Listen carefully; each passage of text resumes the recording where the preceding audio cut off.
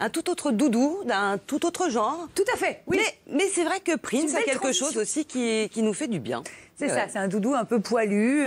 C'est Ah non, Prince. sympathique, mais énervé aussi. Hein. Ah oui, il est un peu énervé parfois, Prince. C'était son anniversaire hier, il aurait eu 63 ans, pauvre Prince. Malheureusement, il est mort il y a 5 ans. Cette crise des Déjà, médicaments opiacés aux États-Unis, qui touche donc et qui décime absolument toutes les catégories, stars, pas stars, riches, pauvres, peu importe. Et c'est donc ce fléau qui nous a enlevé ce génie de la musique, Prince. Producteur, auteur, compositeur, interprète, multi-instrumentiste. La guitare, la batterie, le piano, il savait absolument tout faire. Prince, c'est 80 millions de disques vendus, 44 albums en presque 40 ans de carrière. Des dizaines de tubes pour lui, mais aussi pour d'autres artistes qui ont eu la chance de croiser sa route. Il a fait des tubes pour Chaka Khan, pour Madonna, pour Stevie Wonder, pour Céline Dion aussi, en 92. Avec l'accent ? Ouais, tabarnak. Merci Martin. Pour Kate Bush aussi. Et puis des chansons que nous, on n'oubliera jamais. Des chansons pour faire les foufous ou des chansons pour pleurer, des ballades inoubliables. Oui. Dédicace Isa, Slow qui tue.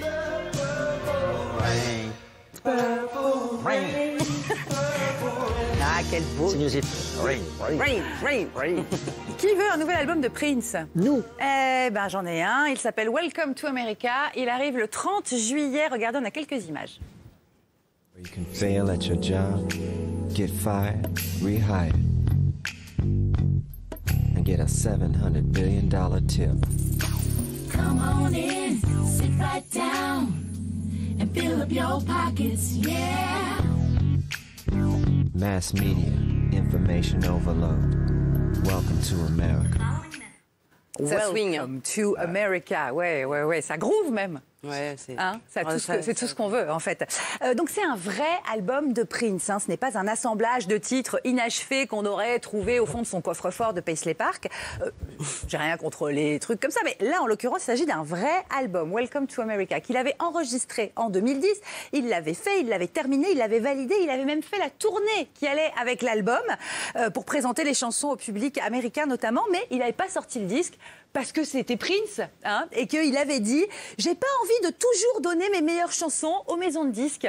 Donc il l'avait laissé dans son coffre, voilà, en se disant « J'ai le temps, j'ai toute la vie ». Malheureusement, voilà, il n'avait pas toute la vie et il n'a pas eu le temps de sortir toutes ces merveilles. Donc le Prince Estate, qui sont les héritiers de Prince, alors évidemment côté pognon, mais aussi côté artistique, ont bien fait les choses. Ils ont mis le temps, hein. Ouais, ils prennent leur temps. Là, c'est un album complet.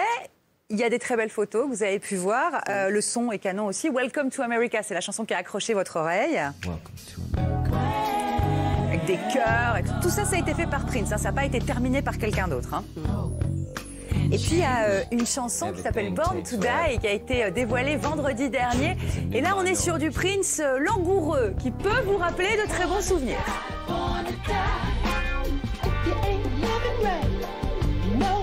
Bon, on a perdu David. Ça marche bien, hein. C'est de la musique pour faire l'amour, hein. Il faut le... Oui, C'est tout un à peu fait. ça, quand même. C'est la bande-son de mes succès. La bande-son des succès de David, j'adore.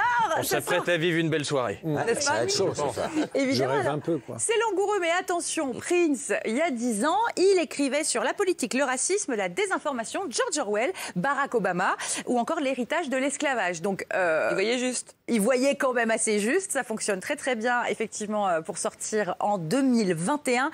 Un Prince politique et sexy, donc, que nous retrouverons le 30 juillet. L'album va sortir. Il s'appelle Welcome to America. J'ai eu du bol, je l'ai écouté et je vous le recommande. Chanceuse. Et Merci Émilie, moi j'ai une beaucoup, question, Émilie, parce que vous avez interviewé tout le monde. Est-ce qu'avant sa mort, vous avez vu en concert ou pas? Je l'ai vu en concert à Londres. J'avais payé très cher. Et c'était bien? Pas bien.